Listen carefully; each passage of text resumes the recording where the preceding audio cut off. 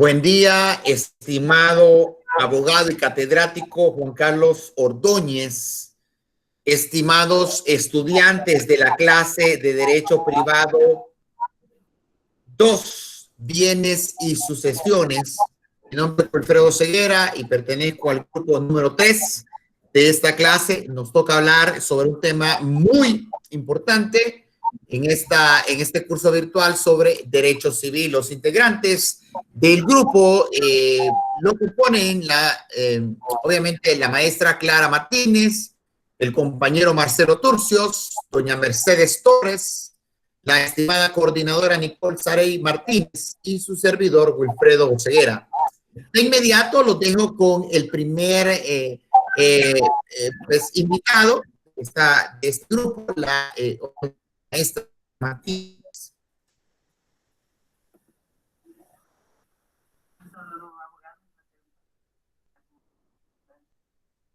Voy a hablar del artículo 100 del Código Civil de la Constitución. En su capítulo 1, el artículo 17 nos habla de que nosotros somos dueños de una posesión, de una propiedad. Cuando tenemos la documentación, nos acredita, cosa que otra persona pues no puede argumentar, que tal propiedad o que tal bien, inmueble suyo, que no tiene la documentación que le acredita como dueño de esa propiedad. Esta propiedad puede ser de otra persona, pero a nombre mío. Si la puso a nombre mío, entonces yo soy dueña, poseo esa propiedad. En el artículo 718 nos habla de que podemos poseer varios títulos. Si bien es cierto, podemos poseer varios títulos. El dominio solo se adquiere por uno, aunque este puede ser por prescripción o por sucesión. En el artículo 719 nos habla de la posesión regular e irregular. Esto significa entonces que yo puedo recibir una posesión regular, que significa con toda la documentación, obrando de buena fe, pero yo a su vez puedo convertir esta posesión en una posesión irregular, actuando de mala fe, obrando de mala fe al momento traslaticio. Y viceversa, ¿verdad? Puedo recibir de manera irregular y convertirla en una posesión regular. El artículo 720 nos habla del justo título. El justo título es constitutivo de dominio o traslaticio de dominio. El traslaticio de dominio es cuando transferimos, hacemos el traspaso a alguien de una propiedad, de un bien, ya sea mueble o inmueble, ya por compra, por donación, por venta, ¿verdad? O por heredad, que de hecho pues, es uno de los requisitos para que sea traslaticio. Y el constitutivo de dominio, este será por ocupación o por prescripción, ¿verdad? Eso es todo, compañeros.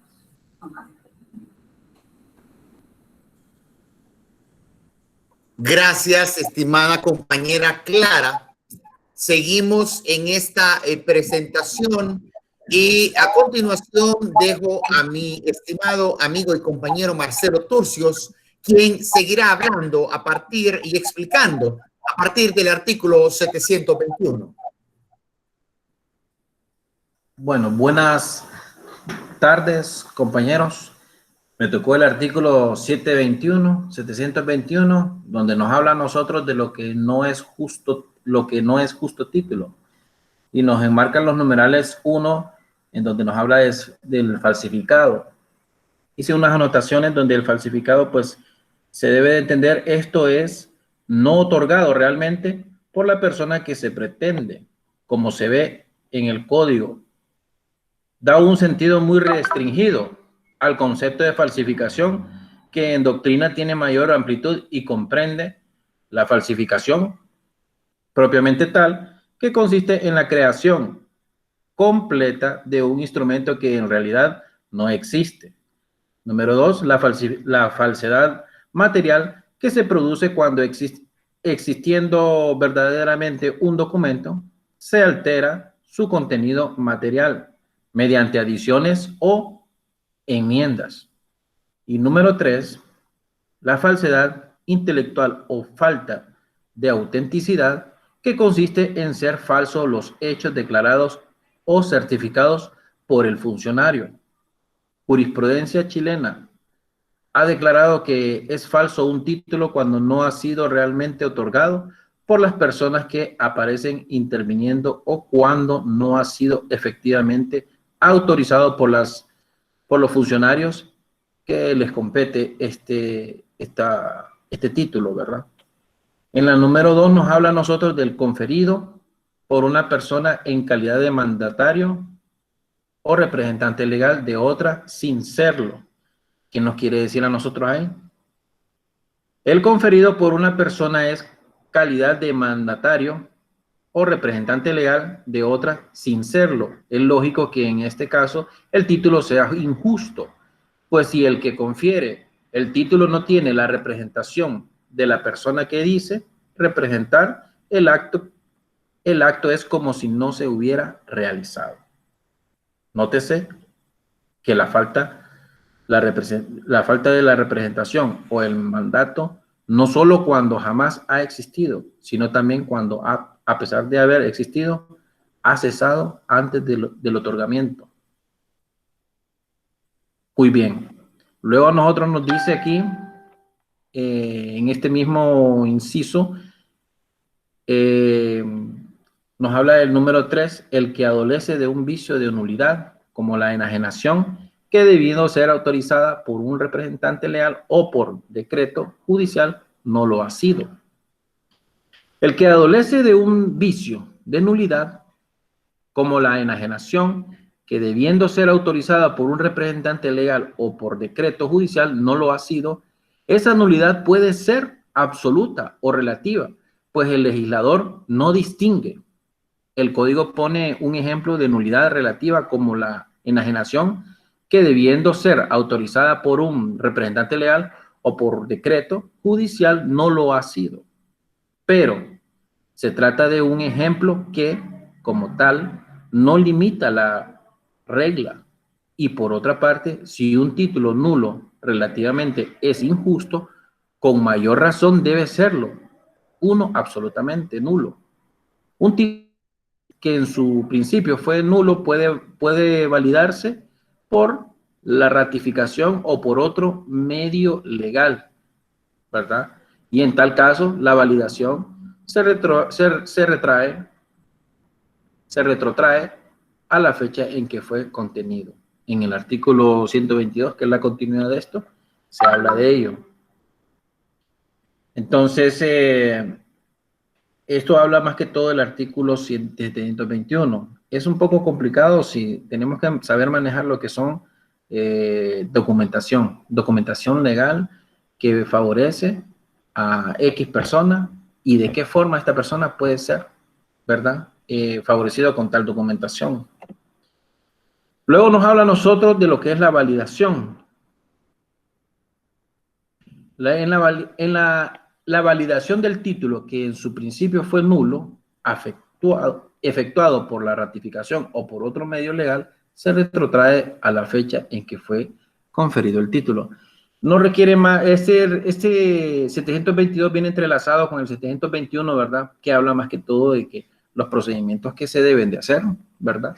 Como cuando existe un principio y que fue disuelto o nulo, se puede ratificar más adelante por medio de otras herramientas legales que ya lo establece el mismo código. Y en este caso, si fuera un título de propiedad, pues con las mismas autoridades del Instituto de la Propiedad y lo del Código Civil ya lo establece qué es lo que procede para ello, ¿verdad? Luego nosotros nos habla de lo que es el artículo 723, la buena fe. ¿Qué es la buena fe? Bueno, es la conciencia de haberse adquirido el dominio de las cosas por medio legítimo, extenso, exento de fraude y de todo otro vicio. Así en los títulos traslacticios de dominio, la buena fe supone la persuasión de haberse recibido la cosa de quien tenía la facultad de enajenarla y de no haber habido fraude ni otro vicio en el acto o contrato. Un justo error en materia de hecho no se opone a la buena fe, pero el error en materia de derecho constituye una presunción de mala fe que no admite prueba en contrario. ¿Qué nos quiere decir? La buena fe tiene varias características. Hay buena fe, como el concepto que lo dice, ¿verdad? Que en materia de posesión buena, le es de buena fe, es la conciencia de haberse adquirido el dominio de la cosa por medio del legítimo, lo que estábamos leyendo. Esto expresa en el artículo 723, numeral 1 y 2. ¿Cuáles son los caracteres de la buena fe? La creencia que importa, la buena fe debe ser firme. El que duda de la legitimidad de la adquisición posee de mala fe. Traslucen claramente estas ideas las palabras que usa la ley, conciencia y persuasión. ¿Verdad? Basta la buena fe inicial para que exista posesión regular. ¿Y qué es la posesión regular? En efecto, dice el código que se llama posesión regular la que procede de justo título y ha sido adquirida de buena fe, aunque la buena fe no subsista después de adquirir la posesión, y que por consiguiente un poseedor regular puede ser de mala fe y viceversa. Un poseedor de buena fe puede ser poseedor irregular. Esto lo marca en el artículo 119, ¿verdad? Párrafo 2. Por ejemplo, si alguien compra una cosa creyendo que el vendedor es su legítimo dueño y después se da cuenta que la ha comprado a un ladrón, ese comprador sigue siendo poseedor regular, a pesar de que ya tiene la convicción de adquirirlo, la convicción que adquirió la cosa de quien falsamente se hacía pasar por su dueño, ¿verdad? Y que por consiguiente es poseedor de mala fe. Un ejemplo pequeño que era lo que estábamos tratando de enmarañar en este artículo 723, porque si usted no lo desglosa bien, tiende a confundir bastante. Esa es mi participación. Muy buenas tardes. Gracias, estimado compañero Marcelo Turcio Zelaya. Continuamos con esta exposición y le toca en este momento a la estimada amiga doña Mercedes Torres, que seguirá hablando de los artículos 724, 725, 726, 727 y así sucesivamente. Adelante y bienvenida, doña Mercedes. Muchas gracias, compañero. Buenas noches, abogado. Buenas noches, compañeros. Prácticamente lo que explicó el compañero Marcelo tiene relación con los artículos que yo les voy a hablar en este momento. El artículo 724 habla de la persona de buena fe, que se presume a excepción en que la ley establece lo contrario. En otros casos de mala fe deberá de probarse. En el artículo 725, la posesión irregular es la que carece de uno o más de los requisitos señalados en el artículo. Por ejemplo, una posesión irregular es cuando alguien está haciendo una venta de una propiedad, por ejemplo, de unas 30 manzanas. Eso reza, como dicen en la escritura, pero ya en físico, en la tierra, son 15 o 20 manzanas. Y entonces esa es una posesión irregular. En el artículo 726 son posesiones viciosas, la violenta y la clandestina.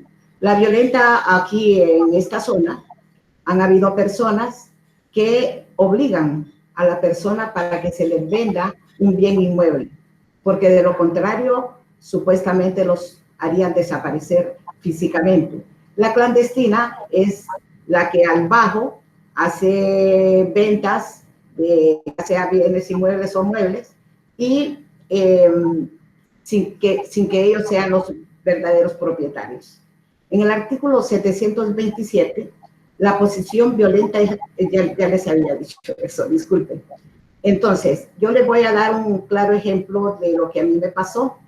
Un señor solicitó el dominio pleno en Corocito, se la vendió a una señora y la señora hizo una hipoteca a favor de Vanadesa.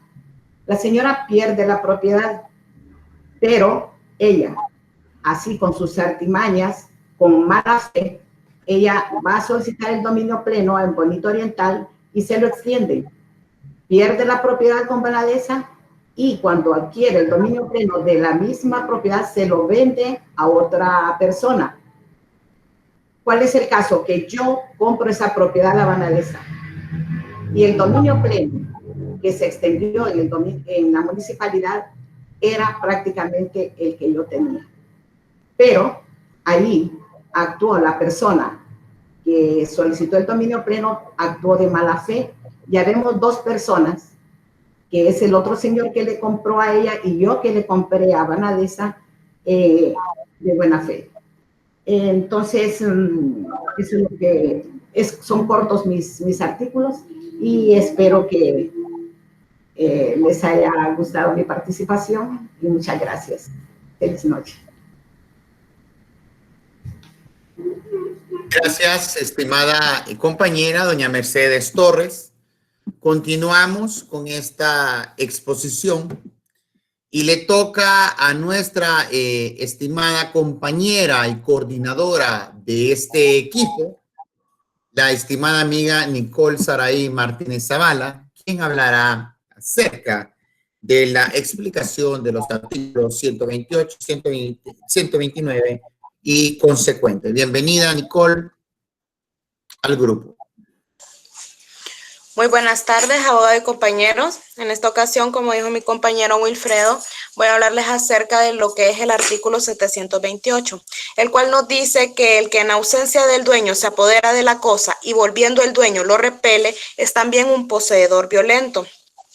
Como ejemplo les puedo poner la gente que en muchas ocasiones hace posesión de los terrenos baldíos.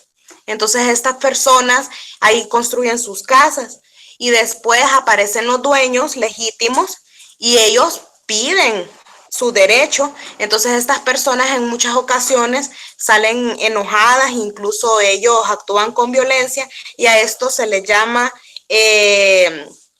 la posesión violenta. Y continuando con el artículo 729, el cual nos dice que existe el vicio de violencia, sea que se haya empleado contra el verdadero dueño de la cosa o contra el que la poseía sin serlo, o en contra el que se la tenía en lugar o a nombre de otro. Lo mismo es que la violencia se ejecute por una persona o por sus agentes y que se ejecute con su consentimiento o que después de ejecutar se ratifique expresa y tácitamente. Cuando hablamos expresa y tácitamente es cuando la persona lo hace con sus acciones, se le toma como una expresión tácita. En el artículo 730 nos dice que la posesión clandestina es la que se ejerce ocultándola a los que tienen derecho para oponerse a ella. Un claro ejemplo que yo les puedo dar es, hace mucho tiempo yo conocí a una pareja que encontró una casa deshabitada y estas personas hicieron posesión de esta casa, habitaron esta casa sin conocer el paradero, ni siquiera quién era el dueño de esa casa. Al tiempo, estas personas conocieron quiénes eran los dueños de esta casa, pero no dieron parte ni a los dueños, ni siquiera a las autoridades de que ellos habían habitado esta casa. Ellos le hicieron remodelaciones para poder vivir en esta casa, pero no los hacía dueños de esta casa. Por lo tanto, esto se le llama una posesión clandestina. Para continuar, el artículo 731 nos dice que se llama mera tenencia la que se ejerce sobre una cosa no como dueño, sino en lugar o a nombre del dueño. El acreedor prendario, el secuestre, el usufructuario, el usuario, el que tiene el derecho de habitación son meros tenedores de la cosa empeñada, secuestrada o cuyo usufructo, uso o habitación les pertenece. Lo dicho se aplica generalmente a todo lo que tiene una cosa reconociendo el dominio ajeno. Esto quiere decir cuando las personas, por ejemplo, hay muchas personas que salen del país y dejan a otras personas en una casa de habitación. Tengo otro ejemplo de una vecina mía de que ella, por ejemplo, vivía con una hermana, la hermana se fue para Estados Unidos y esta mujer se hizo poseedora de la casa porque ella reconoció el dominio ajeno, pero asimismo ella tuvo derecho por el uso y goce de la casa. Y bueno, con esto yo concluyo mi participación y le cedo la palabra a mi compañero Wilfredo Ceguera, quien continuará con la ponencia. Muchas gracias. Muchísimas gracias, compañera y coordinadora de ese grupo, Nicole Saraí Martínez Zavala. Como usted sabrá, abogado que nos imparte esta excelente cátedra de manera virtual, estos artículos son importantes entenderlos y razonarlos, no tanto aprendérselos de memoria, sino que entenderlos y razonarlos para que en el momento de la ejecución sí que nosotros podamos recordarnos cuál es el artículo que va de acuerdo a el tipo de trabajo que estemos utilizando y cómo interpretar perfectamente lo que la ley dice, ¿verdad? O estipula. A mí me toca hablar sobre los artículos 732, 33, 34 hasta el 37 y quiero leer y razonar junto a ustedes y comprender obviamente lo que hemos analizado, entendido de los mismos. Dice el 732 que la posesión de las cosas incorporables es susceptible de las mismas calidades y vicios que la posesión de una cosa corporal. Este artículo va encaminado a lo que Nicole, la compañera Nicole Saraí Martínez estaba hablando, ¿verdad? En sus artículos que explicó, y lo puedo sumar al ejemplo que ella puso de las personas que habitaron esta casa y que luego pues descubrieron y se dieron cuenta de quiénes eran realmente los dueños oficiales de la misma propiedad. Y esta posesión de las cosas incorporables puede ser entonces muy delicada bajo las normas y calidades y vicios que pueda tener la misma posesión de esa propiedad o de ese terreno o ese edificio o ese, obviamente, cosa en particular, tal como lo dice el artículo. En el 733 nos expresa sobre el espacio, el tiempo, que no muda la mera tenencia de posesión, salvo el caso de prescripción extraordinaria, si ya se ha prescrito, obviamente, el espacio de la propiedad, sí, entonces avala el uso de la pertenencia, sino obviamente el tiempo que hay entre uno de los dos extremos, dice ahí que no tiene obviamente una tenencia o una mera tenencia de posesión. El 734 expresa que sea que suceda a título universal o singular, o sea, de manera específica, la posesión del sucesor principia en él, a menos que quiera añadir la de su antecesora, la suya, obviamente la persona que tenía a cargo la propiedad antes que la persona de la cual estamos hablando, pero en tal caso, dice, se le apropia con sus cualidades y vicios. Podrá agregarse en los mismos términos a la posesión propia, la de una serie no interrumpida, obviamente a los antecesores o a las personas que han sido entonces en el pasado los dueños, pongámosle así, de este ejemplo que decía Nicole, de esta propiedad, ¿verdad? Siguiente, Filmina, compañero. En el 735 menciona la ley que, y obviamente estipula que cada uno de los partícipes de una cosa que se poseía pro indiviso se extenderá a haber poseído exclusivamente la parte que por la división le quiere durante todo el tiempo que duró, obviamente, esta indivisión. Podrá, pues, añadir en tiempo al de su posición exclusiva y las enajenaciones que haya hecho por sí solo de la cosa común y de los derechos reales con dice también un espacio particular que se subsistirán obviamente sobre una dicha parte si hubiere sido comprendida en la enajenación o en el gravamen, pero si lo enajenado o grabado se extendiere aún más, no sustituirá obviamente la enajenación o gravamen contra la voluntad de los respectivos adjudicatarios. Lo dispuesto en este precedente inciso se extiende sin prejuicio de lo provenido en lo que encontramos más adelante en la exposición de otros compañeros de otro grupo sobre el artículo 859 que hace referencia a este mismo artículo 735 que he tratado de comprender junto, obviamente, a ustedes. Siguiente, termina.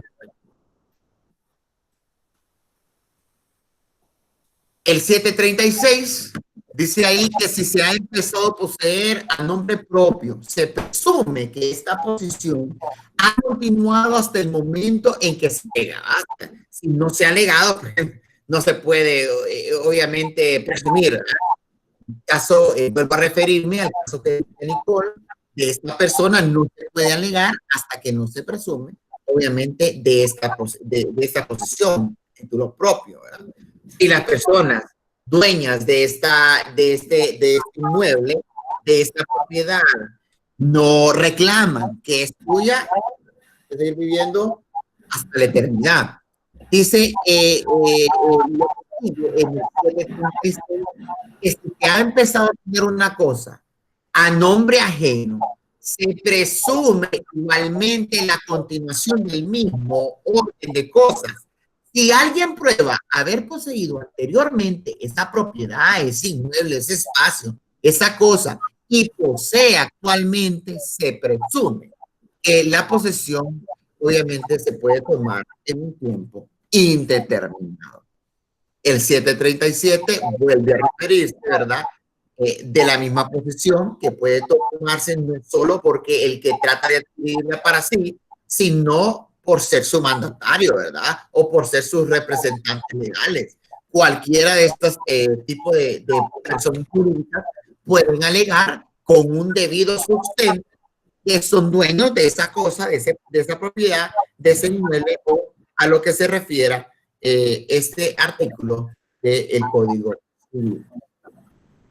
Esta es mi participación sobre los artículos que leímos del Código Civil y en total ese resumen de lo que podemos exponer este día, abogado y compañeros, en la clase que nos compete en este curso virtual. Les doy las muestras de agradecimiento por su atención, por su análisis junto con nosotros sobre el tratamiento que un abogado puede darle y entender sobre la ley en los artículos que hemos leído. Muchísimas gracias y tengan todos un feliz día.